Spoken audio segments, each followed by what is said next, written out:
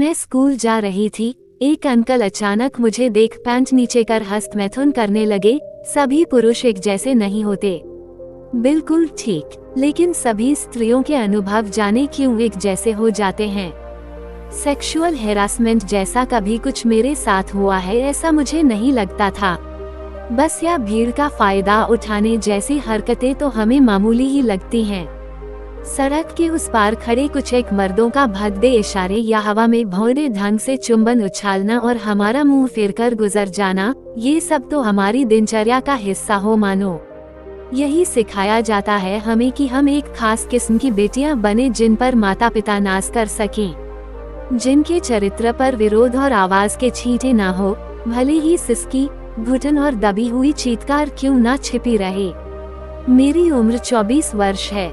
मुझे लड़की या युवती जो भी कह लीजिए, पर मेरे अंदर 12 साल की वो लड़की आज भी मौजूद है जिसने घर से स्कूल जाते समय रास्ते में पड़ने वाली सुनसान सड़क पर एक आदमी को अपने सामने पैंट नीचे कर अपना लिंग हिलाते देखा था और भागते भागते स्कूल गई थी। कितना भयानक अनुभव था वह। एक सहेली से अपनी घबराहट बताई तो उसने कहा कि उस आदमी को ठीक उसी जगह उसने भी देखा था और वह रोज यही हरकत करता है।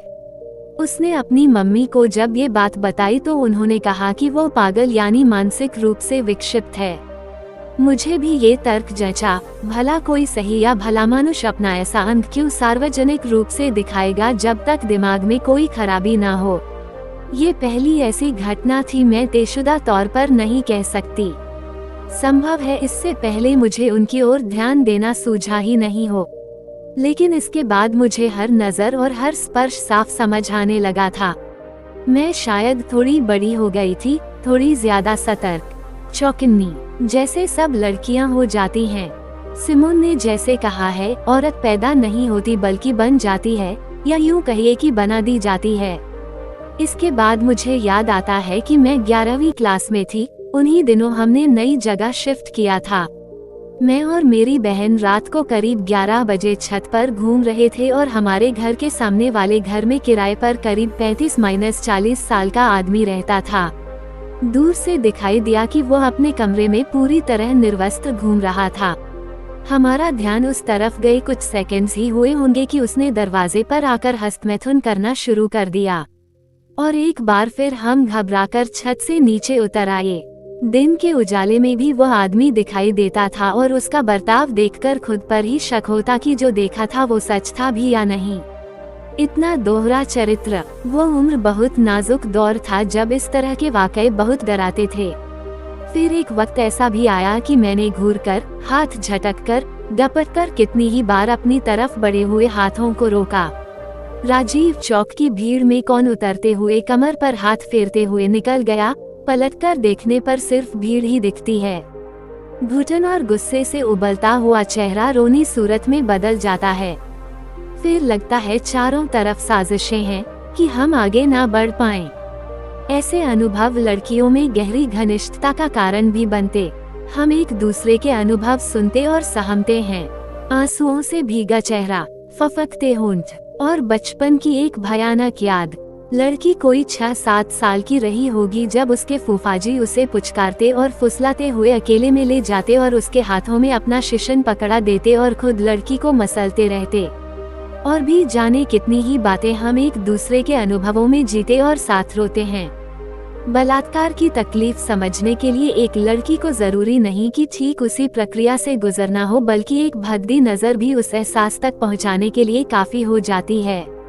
ये अनंत सिलसिला है। बचपन में खेल खेल में लड़के कुछ ऐसे खेल ढूंढ निकालते थे जिनमें दबी छिपी यौन अभिलाषा झांकती थी।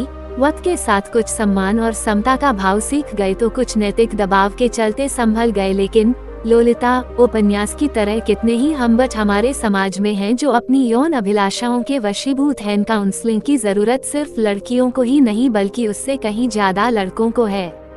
इस उम्र में उत्तेजना या भावुकता और काम के प्रति उत्सुकता स्वाभाविक रूप से उत्पन्न होती है।